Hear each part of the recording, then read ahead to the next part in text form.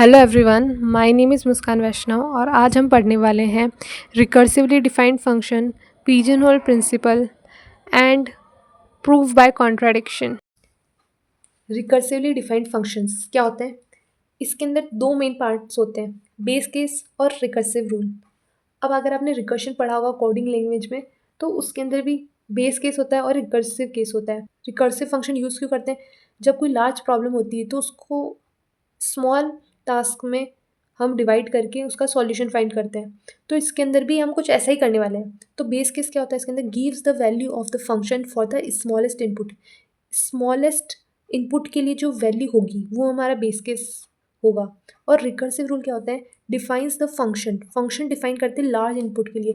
अब large input के लिए हम एक फंक्शन डिफाइन ही कर देते हैं इसके अंदर। तो ये होता है हमारा रिकर्सिवली डिफाइंड फंक्शन। तो हम इसे एग्जाम्पल की हेल्प से समझते हैं। फर्स्ट एग्जाम्पल क्या दे रखा है? Suppose that function is defined recursively by, देखो ये आपका बेस केस हो गया, ये आपने डिफाइन कर दिया फंक्शन लार्ज इनपुट के लिए।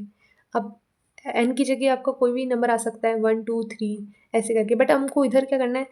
f(1) के लिए, f(2) के लिए और f(3) के लिए वैल्यू निकालनी है, वैल्यू फाइंड करनी है। f(1) के लिए वैल्यू निकालते हैं पहले। तो अगर हम इस जो रिकर्सिव फंक्शन है, ये जो रिकर्सिव फंक्शन है इसके अंदर 1 वैल्यू पुट करेंगे तो हमारे पास क्या आएगा? हमने इधर n की जगह 1 करा तो f(1 - 1) 1 - 1 + 3, 1 - 1 क्या हो जाएगा? 0, f(0) + 3, और f(0) की वैल्यू हमको क्या दे रखी है? 2, तो 2 + 3 = 5।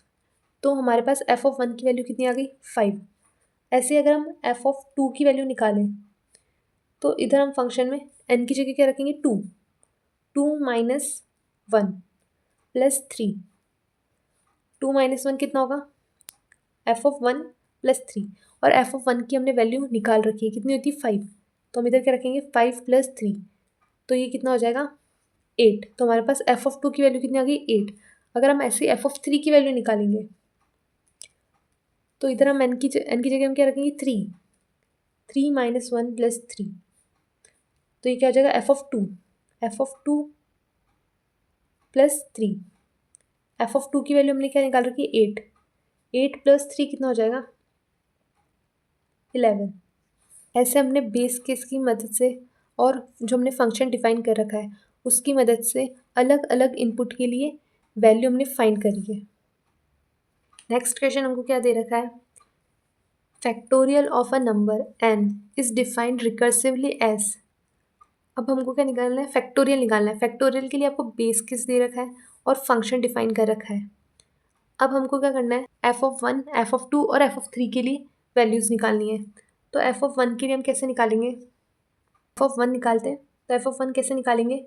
n की जगह हम क्या रखेंगे? 1 रखेंगे, तो इधर 1 रखेंगे और इधर भी 1 रखेंगे n की जगह।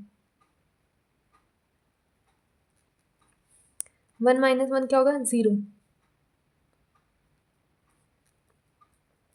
और f(0) की वैल्यू क्या दे रखी है? 1, तो 1 × 1 = 1। हमको कैलकुलेट करना आता है कि फैक्टोरियल 1 की वैल्यू 1 होती है, बट हम फंक्शन की हेल्प से कैसे इसको सॉल्व कर सकते हैं ये हमने समझा है। अब हम f(2) निकालते हैं, मतलब n की जगह हम 2 रखेंगे, तो 2 f(2 - 1), 2 - 1 क्या होगा? 1, तो 2 × f(1), f(1) की वैल्यू हमने निकाली थी, कितनी होती? 1, तो ये क्या हो जाएगा?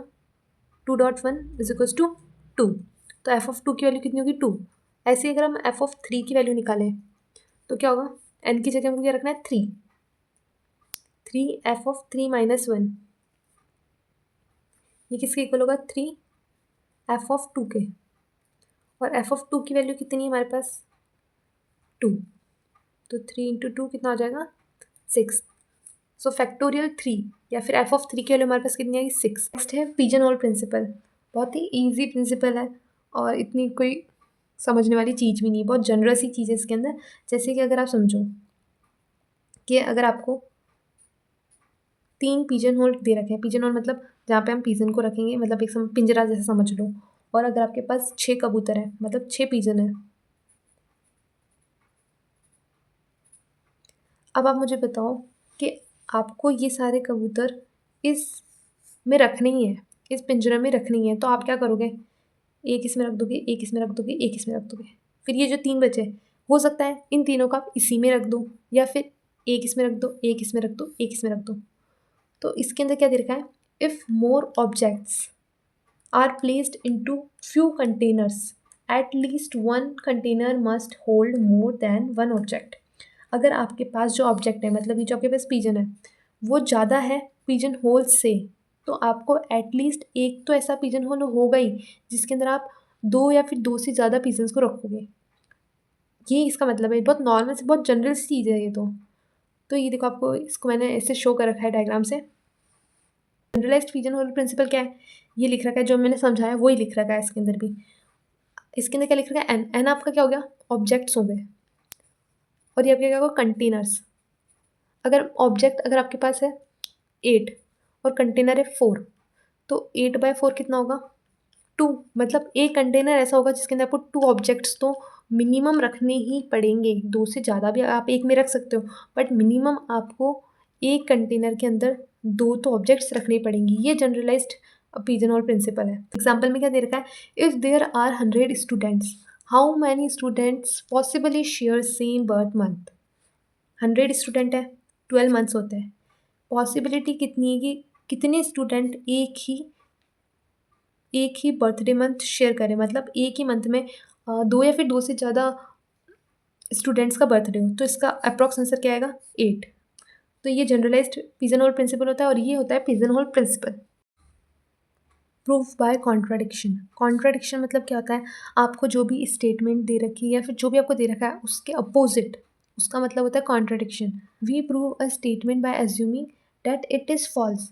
हम जो भी स्टेटमेंट दे रखी है उसको फॉल्स लेके दूसरी चीज़ को हम प्रूव करेंगे। Prove by contradictory that if अगर x प्लस वाई है तो वो 15 से बड़े होंगे। ये इस स्टेटमेंट को हमने मान लिया p, देन आइदर या तो x 10 से बड़ा होगा या फिर y 15 से बड़ा, y 5 से बड़ा होगा। अगर x 10 से बड़ा होगा या फिर y 5 से बड़ा होगा, तभी x प्लस वाई 15 से बड़ा होगा। तो ये जो क्यू स्टेटमेंट है, ये ट्रू होने पर ही ये भी ट्रू होगा। तो हम इसको क्या मान लेते हैं? फॉल्स मान लेते हैं कि अब इसके अंदर या तो x की वैल्यू 10 से छोटी हो सकती है या फिर इक्वल हो सकती है, और y की वैल्यू या तो 5 से छोटी हो सकती है या फिर इक्वल हो सकती है। अब हम इस स्टेटमेंट को क्या करेंगे? इस स्टेटमेंट से हम क्या लिख सकते हैं कि x प्लस वाई जो होगा वो या तो 15 के इक्वल हो सकता है या 15 से छोटा हो सकता है। आप x की वैल्यू 10 ले लो और y की वैल्यू 5 ले लो, तो आपका आंसर क्या आएगा? 15। अगर आप x की वैल्यू 10 से छोटी ले रहे हो तो आप 9 लोगे, और y की वैल्यू 4 ले लोगे, तो ये भी 15 से छोटा ही आएगा। तो ये वाली इक्वेशन क्या हो गई हमारी? ट्रू हो गई ना। तो इसकी जो कॉन्ट्राडिक्टरी, इसकी जो मतलब तो अपोजिट ही होता है, तो इसका अपोजिट क्या हो जाएगा? x प्लस वाई 15 से बड़ा होगा, तो इसके लिए स्टेटमेंट ट्रू हो जाएगी कि ये होने पर ही तो ये स्टेटमेंट ट्रू होगी। तो हमने इसको प्रूव कर दिया। वापस एक बार समझते हैं। देखो, आपको प्रूव करना था कि x plus y greater than होगा 15 से। कब होगा? या तो x की वैल्यू 10 से बड़ी हो या फिर y की वैल्यू 5 से बड़ी हो। ठीक है, अब आपको इसको प्रूव करना है कि ये होने पर ये ट्रू होगा। तो हम इसको प्रूव कैसे कर सकते हैं? हमने इस स्टेटमेंट को फॉल्स मान लिया कि नहीं, हमने इस स्टेटमेंट को क्या मान लिया? फॉल्स मान लिया कि x की वैल्यू 10 से छोटी होगी और y की वैल्यू 5 से छोटी होगी। अगर हम x की वैल्यू 10 से छोटी लेंगे और y की वैल्यू 5 से छोटी लेंगे या फिर इक्वल लेंगे, तो इसकी मैक्सिमम वैल्यू कितनी हो सकती है? 15, या फिर 15 होगी या 15 से छोटी होगी x प्लस वाई की, है ना। अगर हम इसका उल्टा कर देते हैं, मतलब ये अगर हम ये करेंगे तो क्या होगा? 15 से बड़ी होगी। तो हमने ऐसे इसको सॉल्व कर दिया है। तो हमने ये मानते हुए इसे प्रूव कर दिया है, ये इसका कॉन्ट्राडिक्शन है। अब अगर आपको वीडियो पसंद आई तो आपको क्या करना है? चैनल को सब्सक्राइब कर लेना है फॉर आने वाली नेक्स्ट वीडियोस के लिए, for latest update, and video को लाइक करना ना भूलें। स्टे ट्यून, मिलते हैं नेक्स्ट वीडियो के साथ में।